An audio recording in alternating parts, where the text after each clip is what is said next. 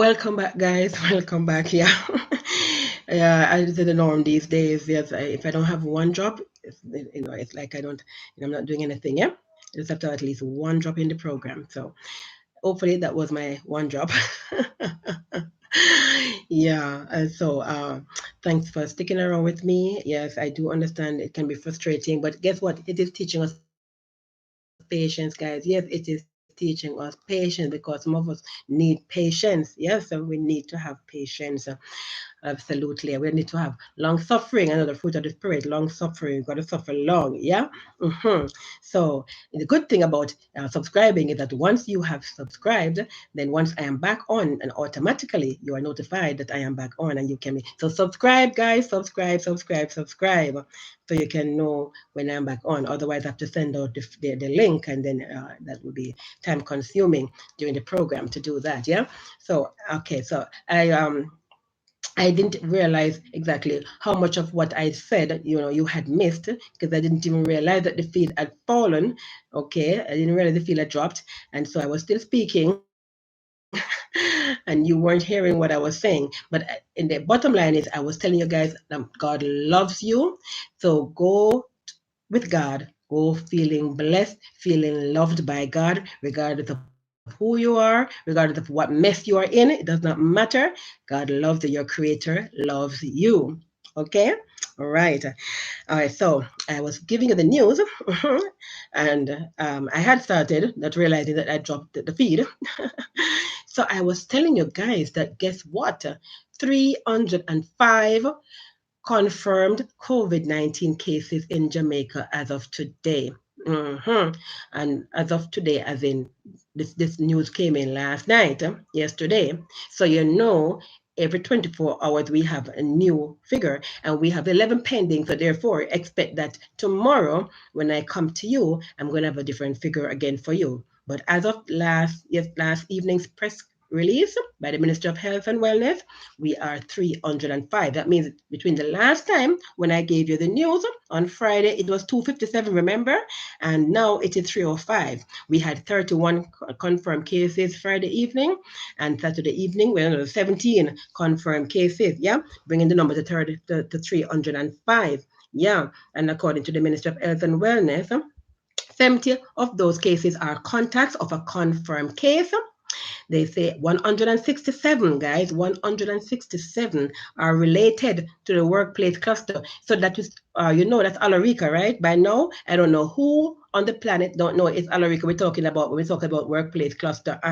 So we have by Alarico 167 guys.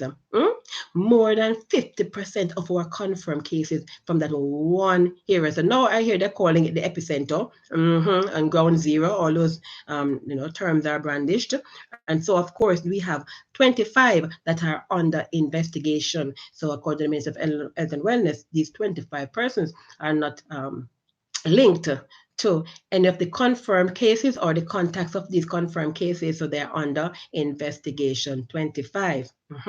So far, 2,868 samples have been tested, 351 over the last 24 hours. Of the 2,868 cases, 2,552 came back negative, and 305 came back positive, and 11 are pending. Now, you remember that the Minister of Health and Wellness, the Honorable Christopher Tufton, had said that we had a machine that can test up to 1,000 per day, more than 1,000, as a matter of fact, per day. Yeah.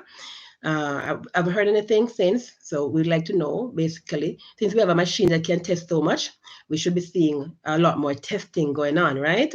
Mm-hmm. Yeah. So that's where we are with regard to that, guys. Uh-huh.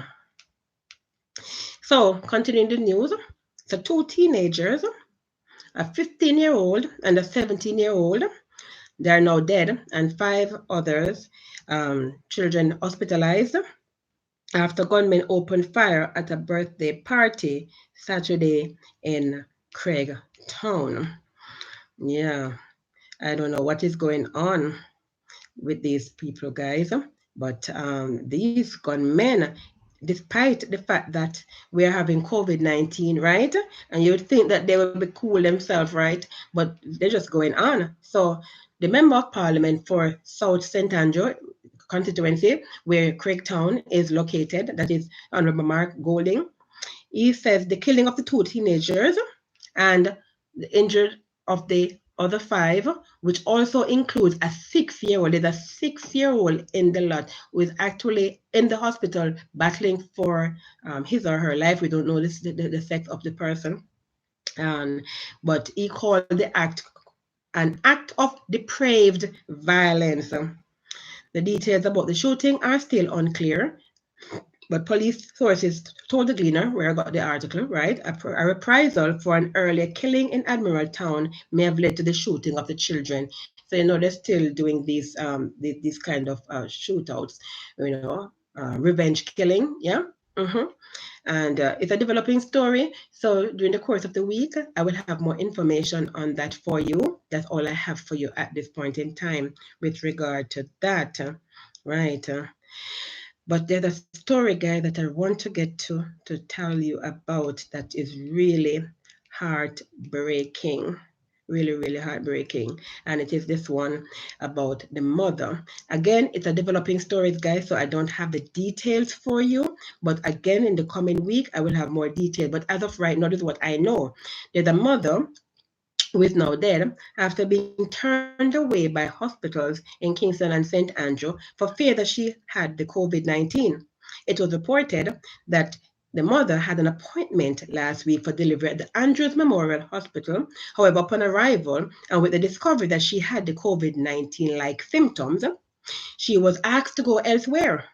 Allegedly, 2 other hospitals turned her away, with the Spanish Town Hospital eventually admitting her. She gave birth to her baby, but then she died yesterday. Guys, this is a developing story. I don't have all the details. I will give you the full details as the story unfolds and I get more information. I will have that for you during the course of this week. However, I have to put in my 2 cents with regard to what I've heard now. Andrews Memorial Hospital was commissioned, right, to be an extension of the Kingston Public Hospital. It was in the news. I did the program. You can go into my library and find that episode that I did on that, right? Okay. And we said, wow, this was a good thing. Now, that money had to exchange hands, whether it was a MOU, I think it was a MOU, right? A memorandum of understanding that they would be paid. So it's not as if they're offering free service or they're being philanthropic here or humanitarians. Okay, this is a business transaction that took place wherein they had to be paid to allow their hospital to be used, right, for all of those comorbidities or those people with underlying condition. Because remember, although we're talking COVID-19 and it's a pandemic and all that, there are people with many other conditions, right? People with heart problems, kidney problems, liver problems, skin problems, all kind of stuff, okay? And so now the Kingston Public Hospital, because they needed to have that space to deal with the COVID-19 patients, so the Andrews Memorial Hospital was commissioned to be used for the other cases. Yeah. So it was not retrofitted for COVID-19. It was not retrofitted for that. We understand that. It wasn't retrofitted for that. However, here is if it is true that this woman, she had an appointment. So this is her hospital. This is where she goes. So she had an appointment to have her baby there last week. However, when she went, they, of course, they would have checked. The nurse would have checked her pressure, her temperature, things like that. So they discovered that she had COVID-19 like symptoms. We don't know if it was a common flu she had or just a cold she had, but she had COVID-19 like symptoms. And as a result of which, they would not admit her. They wouldn't admit her.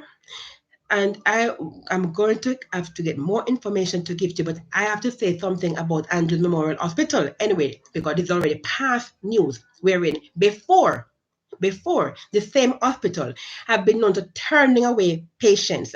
There was a report that there was some rape victims This same hospital turned them away. Yeah, that's past news that you can go research, right? It happened already. Okay, this same hospital and is known for turning patients away. How do you turn patients away from your hospital? They have been known for turning patients away because of insurance or the lack thereof. Mm-hmm. The same hospital, you can go research it. The same hospital have been known for having their employees striking against them. They have pickets, they hold up pickets, right? Because they say they are not paying them. They are known for not paying their workers well. They do not pay their workers well. The same hospital. I will have a lot more to say to you guys about this hospital as I hear more about this particular case, right? Because this is a developing story, like I said, and you know me, I'm gonna have to get both sides of the story when I'm giving you the story. So I'm just giving you my 2 cents based on what I have so far learned, right? Developing story. Okay, continuing.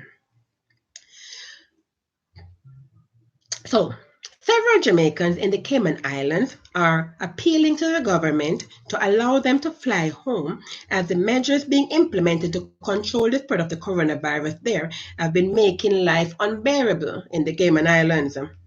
The Jamaicans who went to the Cayman Islands to find employment, as many people do, right?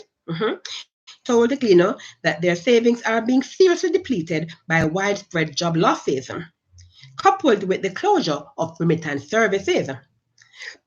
A March 24th order mandated the closure of all non-essential businesses to restrict movement and interactions in the British Caribbean territory of the Cayman Islands.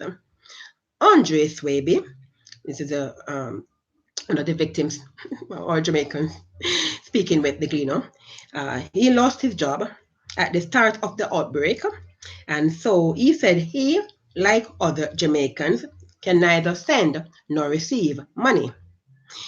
He lamented that major remittance entities such as the Jamaica National Money Transfer and Western Union and MoneyGram were all closed, seriously impacting the ability of many Jamaicans and other non-Cayman nationals to stay afloat.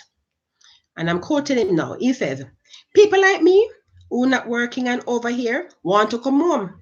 We need the government and your oldness to free we up. Cayman is a low risk, not like America, Canada, or the European countries." Yeah? Up and end quote. Excuse me.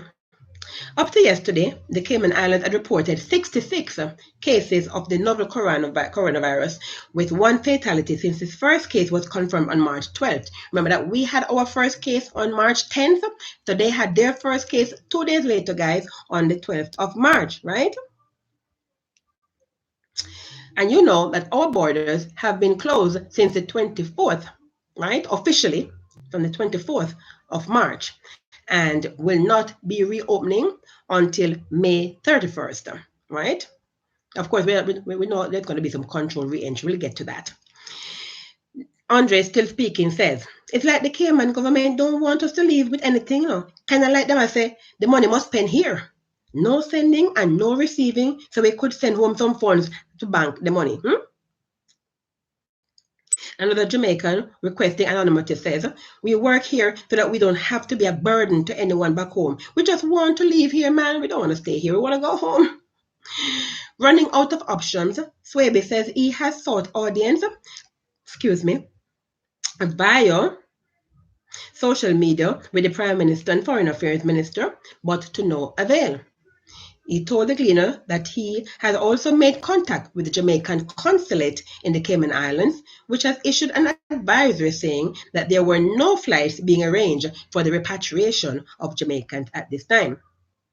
The Jamaican government stated last week that the protocols for controlled re-entry of Jamaicans have been revised, with the layered flight being a pilot run prior to its full implementation. Yeah, the Prime Minister is to give details of the re-entry protocol this upcoming week. And meanwhile,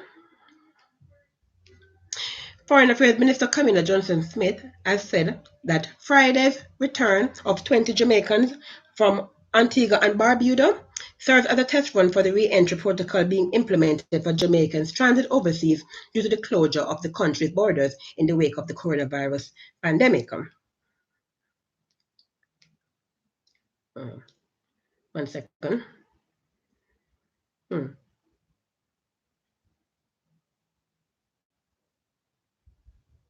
Okay, so sorry about that.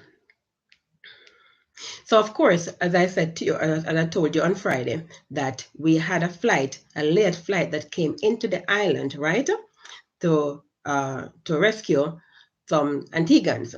So as a result of that flight coming here, arrangement was made with the Minister of Foreign Affairs, or through the Minister of Foreign Affairs and Foreign Trade, with the Antiguan government to have our Jamaicans who were stranded in Antigua to come home on that flight. Now, guys, before I give you my 2 cents on that, let me finish up the story. Let me finish reading the story for you. So, stuck in Jamaica following the closure of the island's borders as part of measures to curtail the spread of COVID-19, Akila Southwell, an Antiguan and first-year law student at the University of the West Indies, was homesick. When news came that her government organized a late flight to take her home, Southwell was relieved and told the Gleaner that she would rather be quarantined in her country than to remain in Jamaica any longer. As a result of restrictions here, including the closure of its borders, 20 Jamaicans were also stranded in Antigua. They were allowed entry into the island yesterday. This news was Saturday, right? In an apparent quid pro quo. Quote, "It's been approximately 2 months of quarantine. The experience being here was very lonely. I felt stuck, like there was nowhere to go. I prefer to be at home with my family, especially in a crisis like this. I wasn't locked up in my room and can't leave campus, but we tried not to leave campus. It was more like a self-quarantine, a personal choice. I am extremely excited to go home. You can't see my face properly, but I am smiling because I'm excited." Of course, you couldn't see her because she was wearing her mask, yeah?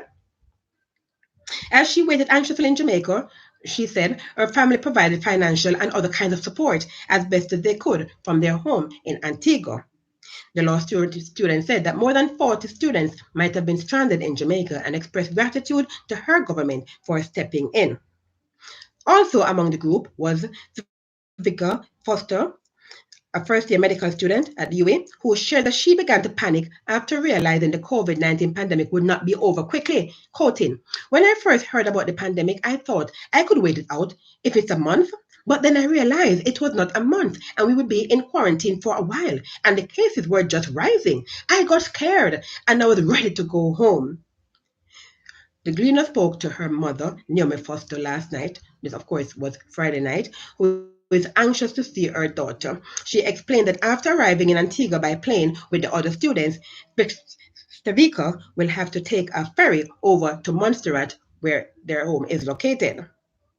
Okay, so that guys is a follow-up story to the one that was done on Friday, right? Okay, now today is Sunday, and clearly, right, that the exchange has taken place, and these Jamaicans are here, and these Antigans are there.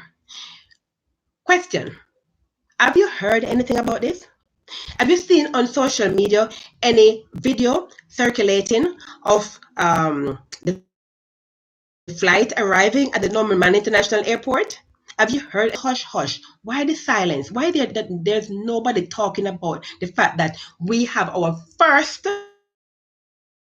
set of Jamaicans from overseas that have arrived after the borders closed? What happened? Nothing? No news? You know how hard I had to scour to find this information to give to you guys? It was not readily available at all. I had to do some research because I know the flight was supposed to have come in. So I had to do some research.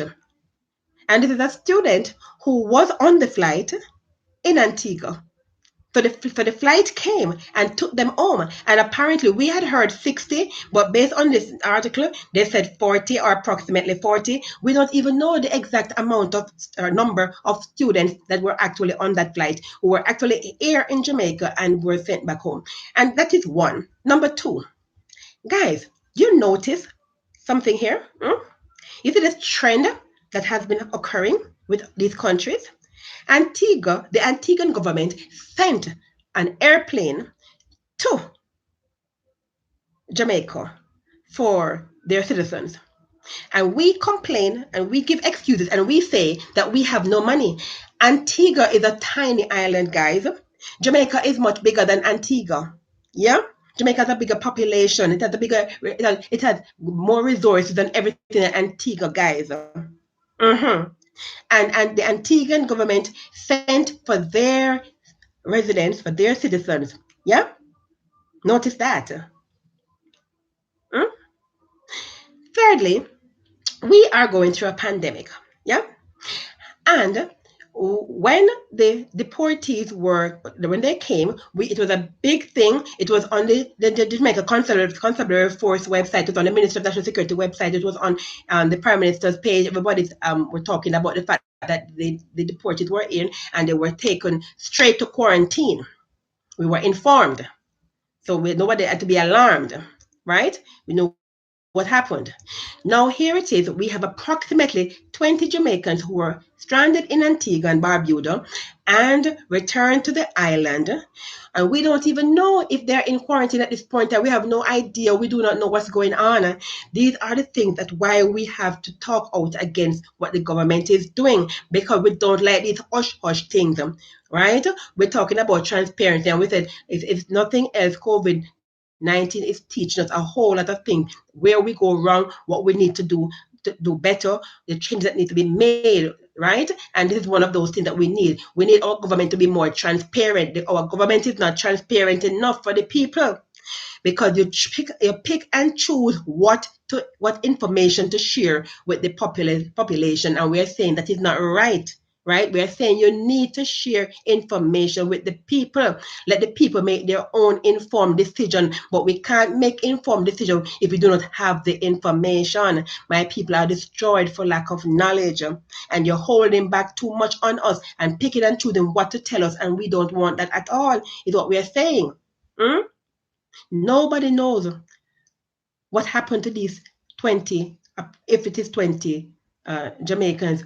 I mean, we'd have thought you'd have had a big celebration about it. Maybe not, because we understand it, but the point is, right? Something would have been done. Some notice would have been given to show, right, that hey, yeah. Hey, hello. Hi. Hello. Welcome to Omega Live. Yes, I have a visitor on my feed today who says he has never been to Jamaica but would love to come to Jamaica. Come to Jamaica, man. Yeah, man. As soon as we open our borders, you are free to come to Jamaica. Absolutely. But you cannot come before the 31st of May, because our borders are closed until the 31st of May. What we're doing right now is what we call controlled re-entry of our Jamaican citizens who are abroad experiencing hardships, who want to return home. Yeah? But thank you. Thank you for joining me. I appreciate you. Remember to share the link with your friends and family, okay? I give it a thumbs up. And also thank you for your comment. Awesome. Yes, guys. I love that. Keep it coming.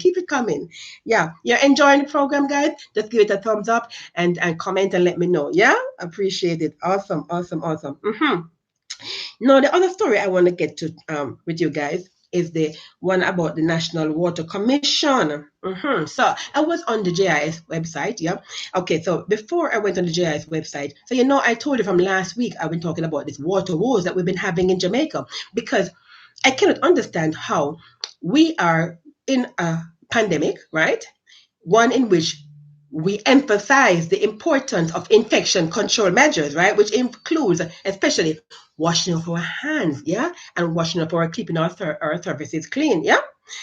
So how is it, therefore, that we can be talking about that, and at the same time, in the same narrative, we're talking about the lack of water, the lack of piped water in communities? So I did tell you that I was going to talk more about it today, and I definitely am, because so of course I have to be balanced and fair. Thank you for that thumbs up. Awesome. Yeah. So I have to be balanced and fair and give you both sides. So hence the reason I was researching the National Water Commission's take on what I'm about to say to you, right? And I did find it today, this morning.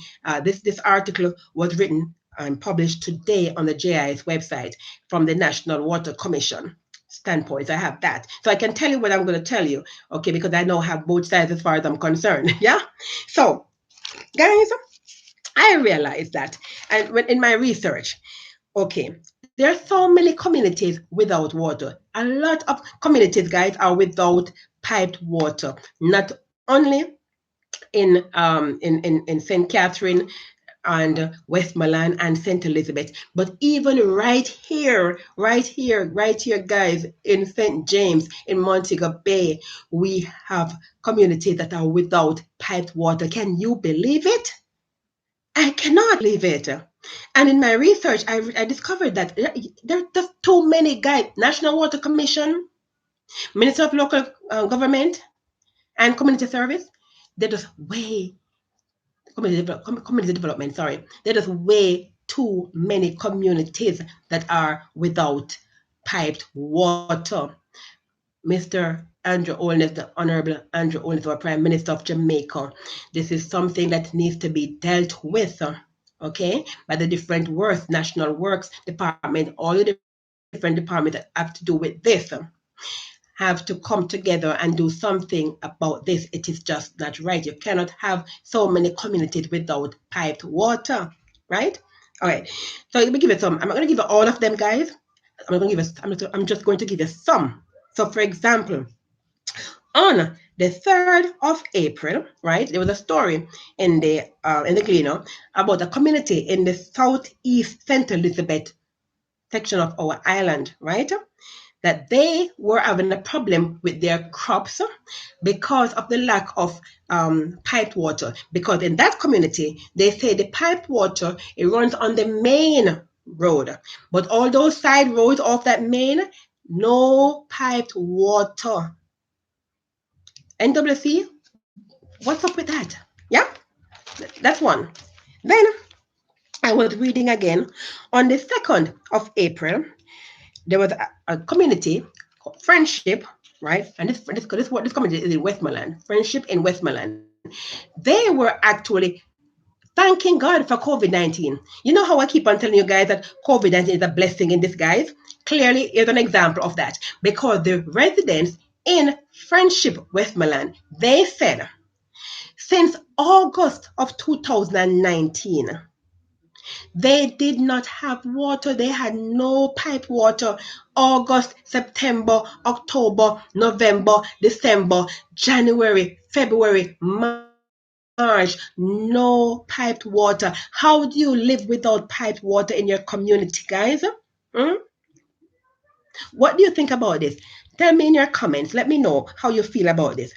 In this COVID-19 pandemic, how can you not have pipe water? And so what happened in the District of Friendship, the Dr. Wickham McNeil, he was the one who orchestrated the trucking of water to the Friendship community. And so they were like, it was as a result of the COVID-19 why it was done. So they were thanking COVID-19 because of COVID-19. They finally got some water. They did not have piped water, but they got some water trucked in. Yeah, in that community on the 2nd of April. Yeah.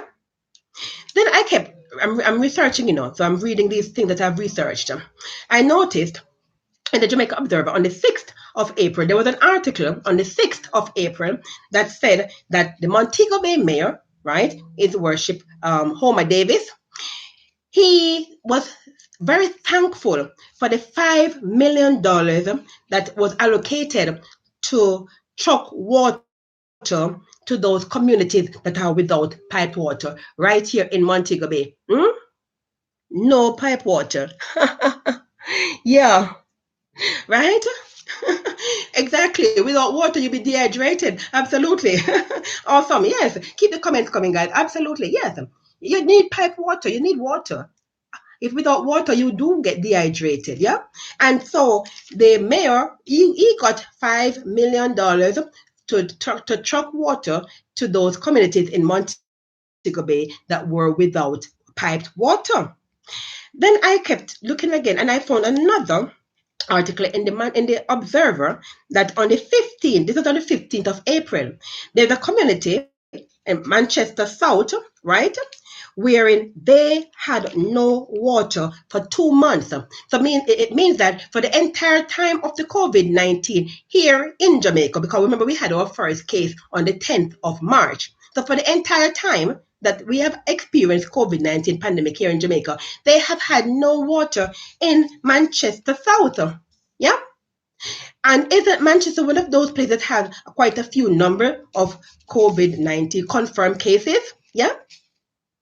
Guys, are you listening to this? Is our representative taking these things serious? Huh?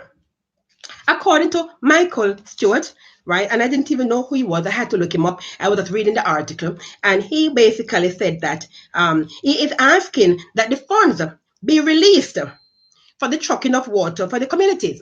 So the fund that he's asking to be released, he's referring to is what I discovered on the 6th of March, that the Honorable Darrell Baz and the Honorable Desmond Mackenzie were both appointed to be in charge of the trucking of water to communities that don't have pipe water. Yeah. So Mr. Vaz was in charge of the major water supply, which would have been Water Commission, right? The major water supply, while Mr. Mackenzie would have been in charge of the minor water supply, which is through the municipal corporation. Yeah. So apparently the municipal corporation, they receive money, right, to truck water to the different communities that do not have piped water. Right. And the Honorable Prime Minister, he stated that private contractors would be used to help with the trucking of water to these communities. So here it is that you have this put in place on the 16th of March, yet on the 16th of April, a month later, the gentleman in Manchester South is saying that he has not received the funds to truck the water to the community in Manchester, which you know that we have heard on the news so many food. These people have this is a farming community, and the food they need the water for their crops. Yeah, they need the water for their crops. So, of course, as I said, two sides of the story. So that is what was said. Now, the article today that I read, right, from the Jamaica Information Service, the JIS News, this is what they said. So, National Water Commission is urging consumers to implement water conservation practices in anticipation of an extended drought period throughout the summer months. As at April 23rd of last week, Thursday, the Hermitage Dam was at 79.67%, right, of its capacity. We can round it off to 78% of its capacity, whereas the Mona Reservoir was at 74% of its capacity. The Corporate Public Relations Manager of the NWC, Andrew Cannon, he told the JIS News that we need to conserve. Conservation is vital at this point in time. I'm quoting him now. He said approximately 48 hours ago, those capacities were in the region of at least 80%, a little above 80%. And that tells you that the capacities are falling, and they're actually falling fast. I'm quoting him. We are now in the month of April. We are not yet in the summer months, and we do not know as yet if we are going to have a prolonged dry spell. Therefore, we have to continue existing restrictions so that the country has water during the coronavirus pandemic and beyond, right? End quote. Water restrictions in the corporate area has been ongoing as part of the NWC's conservation activities. Mr. Cannon pointed out that the situation is exacerbated by the additional burden on the system as citizens remain in their homes as part of the mandatory social distancing protocols put in place by the government to slow the spread of the COVID-19. I'm quoting him again. Jamaicans should be aware that we have to take all steps necessary to ensure that we have enough water to serve throughout the drought period. It is even more critical at this time as the country is going through the COVID-19 pandemic. With that pandemic Persons need water to wash their hands and carry out hygiene practices. Therefore, it is imperative that water is not wasted and is conserved as best as possible. Despite the challenges, Mr. Cannon said, the utility company will continue to provide this vital service to critical institutions. Now, I found this interesting. This is what he said, and I'm quoting him. Throughout the period, we have taken the decision that there are certain critical institutions that ought not to be without water, and these include health centers, clinics, and hospitals. Okay. He said, end quote, he said that the NWC is aware of the challenges faced by communities that are without water and that the NWC has been actively working to provide water to these residents, particularly in light of the public health emergency. He pointed out, however, that the NWC has ramped up its distribution mechanisms through the engagement of private contractors and have increased the number of loading bays. Listen to this, guys. Listen to this part. Listen to this. He says, and I'm quoting him, scheduled trucking of water is done every single day to communities and parishes across the island. This trucking of water has to be ramped up in light of COVID-19. We must stress as well that even though we truck water, we have to assess where the truck goes and when we truck. Water is a limited resource, so we have to prioritize. So that means if you're not getting water, you are not priority. Isn't that what it is saying, guys? Because they have to prioritize. And if water goes out every single day, right? And if you are not having any water in your community, then guess what? You're not priority because they're prioritizing. Additionally, he said, the Commission is committed to doing all it can to assist customers through this difficult period. I'm quoting him again. We are sympathetic to persons who are without water at this time because we know the critical importance of water. That is why we will not be doing disconnections for late payment of persons who are in arrears.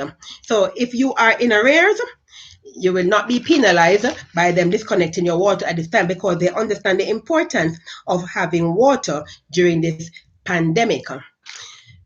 I think I've said it all already, guys. Not much I can say about that already. You heard both sides, all right? And I'll give my 2 cents on that. All I'm going to say in closing with regard to that is that water, as you heard Mr. Kennan said, is important. It is necessary. It is not a luxury. It is not a luxury. It's necessity. We need it. We can't live without water, right? Jamaica is a land of wood and water. So let us see the water flowing through the pipes for all communities in Jamaica, not just some. As I said before, and I say it again, I would rather you cut down on the water pressure, yeah? Let it flow, not trickle, but a little bit more than trickling, right? Instead of having a high pressure and having a lot of water for people to waste, yeah? Cut down on the pressure so that everybody can get a little. I would rather see that than knowing that there are communities that have no water at all, because that's not kosher. Not especially during COVID-19 pandemic. We need water. We need water. So NWC, I understand you're prioritizing for hotels, for hospitals and clinics, and I understand why you would do that. And I get it. Okay, but people need water. Think about the women, right? Think about women. And should I go further and talk about women? I think every man, boy and girl, know what I'm talking about when I mention women who need water. Women need water. Women can't do without running water. Women can't use water in a basin or a bucket or a bowl, right? Women need running water, okay?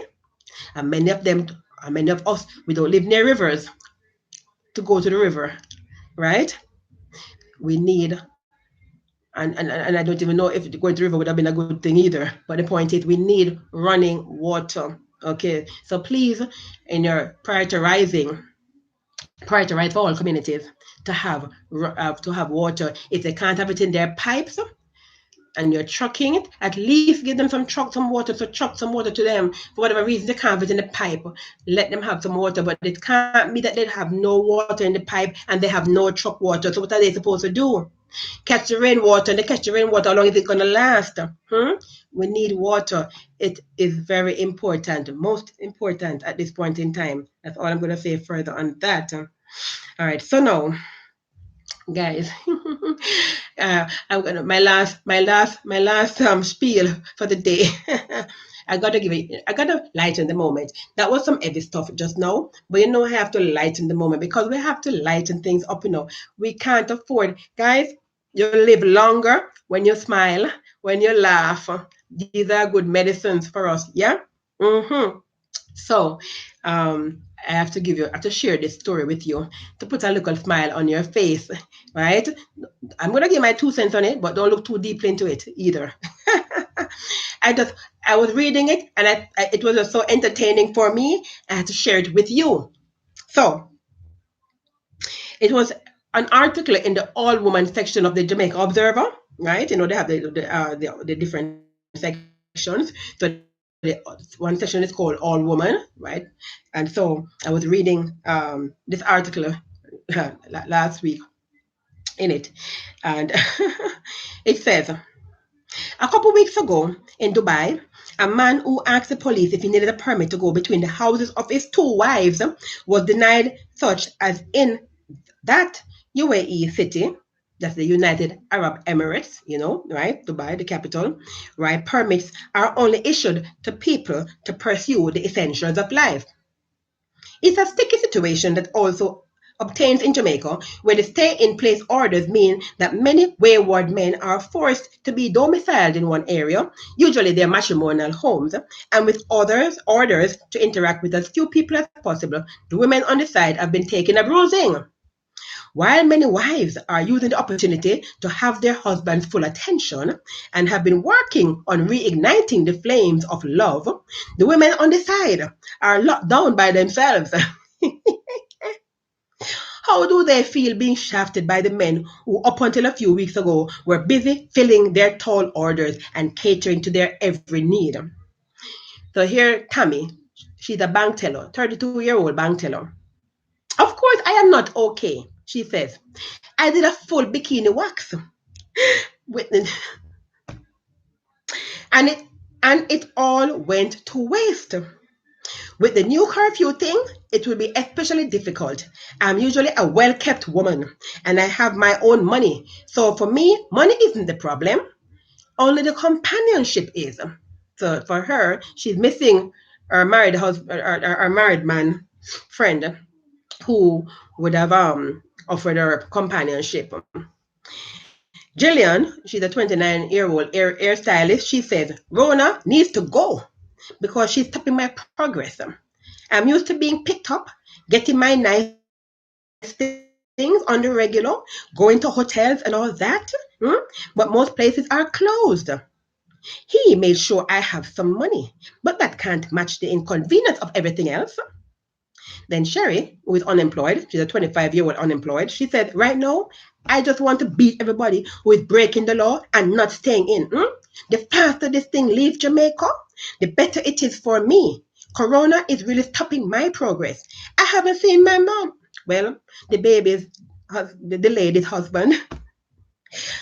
In weeks, I always had my little money put away, so the money is not a big deal.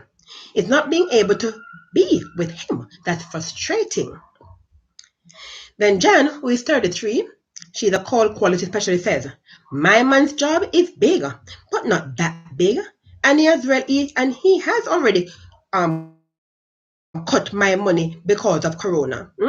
To add insult to injury, I haven't seen him because he told me that his wife is sickly and he doesn't want to take anything home to her. And last one I'm going to give you, the last one I'm going to give you, this one is Debbie. She's 30 years old. They don't tell me what she does. Well, listen to what she said. This man basically deserted us and has barely been calling our son and I for nearly a month now.